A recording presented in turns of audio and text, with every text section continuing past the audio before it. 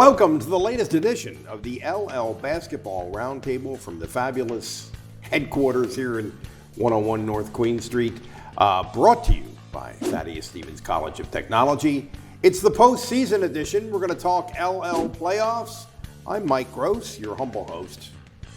Well, some people would say not so humble, but that's a matter of opinion. To my right is Jeff Reinhardt, who covers girls basketball for our publications. To my left is John Walk, same thing for the boys. We're going to start with the girls because the girls' final matchup is set. We're in the middle of the week here. It's a little bit hard to know what we can talk about that will be meaningful as we go through when people are actually seeing this. But we do know that the final matchup is set in the girls. Yes, and what a matchup it is. And the four, as we thought that might happen, the four section champs advanced to the semis. Lebanon, Mannheim Central, Lancaster Catholic, and Columbia all got through after really good games on Saturday. Lebanon beats Lancaster Catholic in an instant classic semifinal the other night. Yeah. And Columbia really took it to Mannheim Central. Mercy ruled them in the semifinals. Tide is through. Thursday night, 7 o'clock at Township. Lebanon, 24-0. Wow. Against Columbia. Tide's 21-3, 17-1 in their last 18. They've won 14 in a row. So two of the hottest teams right now going in the league will clash. Lebanon has won 3 LL championships, 76, 78, and 79. So it's been a while. Lebanon going to the finals for the first time since 1998. Wow. And they lost to Lancaster Catholic. Columbia has one title in 95. They have 3 runner-ups. And it's their first trip to a final since 97. Yeah, it's a little surprising. That's a little surprising. Yeah. Their history in the league playoffs is a little surprising, given their traditional strength. Yeah, it's been a while. So both teams have titles, but it's been a 20-plus years since either of them have been back. I was so struck the other night. You and I, Rhines, were at the semis. Yes. And I was so struck with how much confidence both of these teams are playing with right now. That's really... I mean, it's sort of a clash of two teams that are not going to back off, or not going to. The spot's not going to be too big for them, I don't think. Yes, and they kind of mirror each other. They both have a point guard with a motor, Brooke Dregge, Kyla Correa. They both have scorers. Correa, obviously, Bree Dregge from Columbia, who's just playing out of her mind right now. She's at like 25 points a game over the last 12. She's just been playing great. They have enforcer kids, Gambler for Columbia, Burke for Columbia, who both get on the boards and block shots. Harrison for Lebanon, who's been great, and Zariah Wiggum for Lebanon, who you've seen twice now this week, and she's been unbelievable getting on the boards for the Cedars. So fantastic matchup across the board. Somebody's going to break a long dry spell here of titles, but that should be a great matchup. Yeah, Columbia sort of has this tradition, and the Dregge kids have been there for a while now. Lebanon, this is like a miraculous thing, the way this has fallen together for them, given the context of everything else that's going on with Lebanon sports. Well, anyway, and it's 6A versus 3A. I mean, there's a lot. It's not the same. There's some contrast there, but. Yeah, it's going to be interesting. Lebanon shared the Section 2 title last year, won the Section 1 title this year. These teams met in the quarters last year in that great game up in Columbia on a Saturday afternoon. Columbia survived late. Lebanon came all the way back. New Lebanon had some kids coming back, including Correa. I don't know if I saw... the development of some of those kids. Yeah, that was going to be my point. Wiggum especially has just been outstanding. Aaliyah Ferrer's really come on this year. She's a legit scorer, shooter kid. And Olive Brandt, the freshman, has been really good. I think I used the word unflappable in my preview today. She's just been really good. Nothing seems to faze her at all. I don't know if we've mentioned at this all or not, but her grandfather, yes, sir, Tom Brandt, a guy I used to play golf with, there you go, led the Central Penn League in scoring for Lebanon High many moons ago. Was a great player. How about that? Well, it's in her genes, and nothing really seems to faze her, and she's played big in all of these big games. I don't even want to pick a winner here. This is just going to be such a great game. Nothing would surprise me. Whether you want to or not, we're going to make you. You're going to make me? Yeah. I'm sorry, Rhines. That's okay. Rhines is. I would say slight edge Lebanon. They haven't lost. Not that Columbia doesn't have any confidence here, but Lebanon hasn't lost, and they have just ridden this streak. And athleticism and size, big doesn't slow down or get tired or get scared. Big, I would slightly favor. I don't know either, but I would slightly favor Lebanon, I think. Yeah, and I didn't see Columbia mercy ruling Mannheim Central the other night. They were very impressive. They were very good. Yep, Columbia's playing great. Part of that was the shots were really going in early. They made shots, and they played really good D on Matty Nyer and won the game fair and square. So Lebanon, Columbia, those are the two girls teams left So when standing. the Crimson Tide girls win, it's going to be because you provided the motivation. Yeah, my email. Glad to be of service. Yeah, okay. Come on. Now the boys is we have a little bit less clear on what we're going to be talking about here because the semifinals are a couple of hours from now as we sit here. But John, with that context, take it away. Hempfield versus Warwick, Section 1 champ versus the Section 2 runner-up, Mannheim Central against Cedar Crest. The Section 2 champion against the Section 1 runner-up. Only second time since 2005 that the league semifinals will have featured teams from only sections 1 and 2.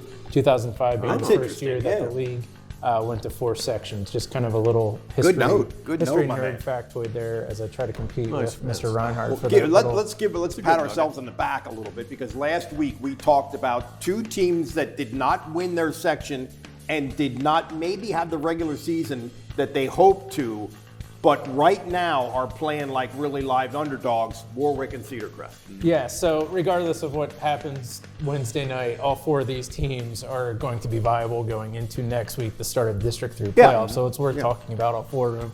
Cedar Crest, after that, Hempfield lost mid-season where they got blown out by double digits. You heard about this the other night. They're traditionally a man-to-man program under Coach Tommy Smith. After that Hempfield loss, he starts instituting a 2-3 zone. They hadn't lost since. And they put it in. They put it in a shoot-around the morning of the game the next day. Which they hadn't even practiced it before. For a Crest team that is like really lengthy down low and it's already tough around the basket, and then you just have a bunch of quick guards. Both Central and Cedar Crest are super deep. They go 9-10 players deep. Central, we know about them with Guru, but Jackson Tracy's a second-year point guard. Aaron Enterline, all-state two-way football player. Since he's knocked the football rust off, I'm just more impressed with him every time I see him play. He can do it all. Very springy, explosive kid. One of the best dunkers in the league. Hempfield goes into Wednesday having won 14 in a row. Warwick, if you remember last year, they reached the District 3 6A final against Reading. They went down to the wire, nearly made the state quarterfinals. They brought back 3 starters from that team, all of whom are averaging double-digit points. And Warwick, I think, is like number 4 in District 3 5A this year. So they're going to make some noise in the coming weeks too. So regardless of who comes out winners, losers on Wednesday night, I mean, all 4 of these teams are going to be making some noise in the coming weeks. And we maybe haven't talked enough about Hempfield because they've been so consistent about quietly going about their business. But I still would say that they're probably a slight favorite of the 4 teams, at least to me. And you got to remember, they reached the league final each of the last 2 years and came up short. That's tough to come back from. And here Danny Walk has them coaching up. And Miguel Pena, sure, he's leading the way and he's scoring a ton of points the last 3 games, but that hasn't really been the case for the Black Knights all season. They've kind of been a really well-balanced team. Ben Troyer, Michael Hester, Chase Calabretta's really gotten a lot better throughout the year. Keeman Lawrence is the big guy, 6'5" center, that really provides that inside presence for them. Now, they're not a really deep team, so I'm curious, if a team gets out and runs on them by the 4th quarter, how they're going to be. But they're also, Hempfield's, I feel like they're pushing the pace a lot more this year as compared to more recent past. They can, and a part of that is Pena, just having that guy that they can trust to really run the show. And the other guy that I want to mention, and we were talking about this before we went on the air, is Trey Grube. I think this is a guy who's a senior, everybody knows he can shoot it. He's very aptly named Trey Grube, but right now, to me, playing with a lot of confidence, a senior, and really impressed me the other night in the quarterfinals. And a lot of his abilities to get the basketball is mostly off ball, where he's just running around on the offensive end the entire way, trying to get screens and get open and this and that. There's teams that try to face guard him, teams that try to double, triple team him. He's faced it all. So the point being that he still managed to score points and he's still healthy to this point. He seems to.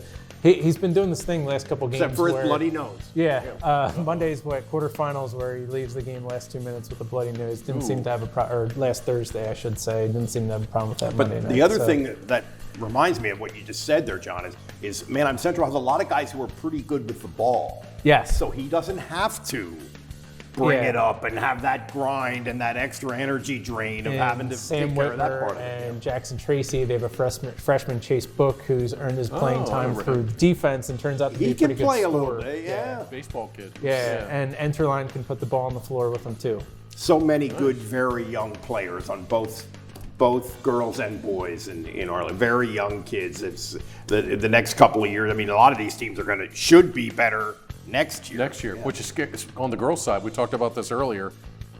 Between Catholic, Columbia, and Lebanon, they basically return their full rosters next year. Wow. Yeah. Speaking of younger kids, in the girls' final, Bree Dregge, 1,500 points. Brooke Dregge, 1,100 points. And Kyla Correa's at 959. As a sophomore. And they get 3 more games guaranteed. LL final, district opener, which is the quarters. And even if they lose that one, they would go to the consolation bracket. So at least 3 more games for Lebanon. She needs 41. So she's going to get 1,000 this year. Wow. Anything else, John, for the good of the order? Since we talked about Trey Grube, he enters Wednesday's semifinals 5 trays short of 300 for his career. He already leads the league in all-time career three-pointers, 295 going into Wednesday. I know when he broke the record, the official league record, way back when, his dad was like, he wants to get to 300. And when I talked to him he the wants other night, to win first. He swore that his dad did not name him Trey because of shooting the tray. But that's where his name. So it's just a happy coincidence. And kudos to Cedar Crest coach Tommy Smith, 14th year, 200 career wins. Wow. Already the winningest coach in program history there. Go ahead. 5 points for Maddie Nyer, by the way. She needs 5. For the school record. For the school record. Hillary Waltman has that, 1,937. Nyer will need 5 points in their district game next Tuesday night. Brackets are official Wednesday night. And Hillary Waltman is the leading career scorer at Manheim Central High School and St. Bonaventure University. That's pretty great. That's pretty strong. So Maddie needs 5 points. Trey Grube enters Wednesday 6 points shy of becoming the number 2 all-time leading scorer. He's got a little ways to go to catch Hey, up. we're just firing nuggets at you right now. Elijah Nyer's Hamilton, close to funk. Hamilton, Octorara, 5 points shy of 1,000 for his career. Nice. Which he'll get Cool next week. milestones this time of year. Yeah. Chad McDowell, Solanco coach. Keep fighting, bud.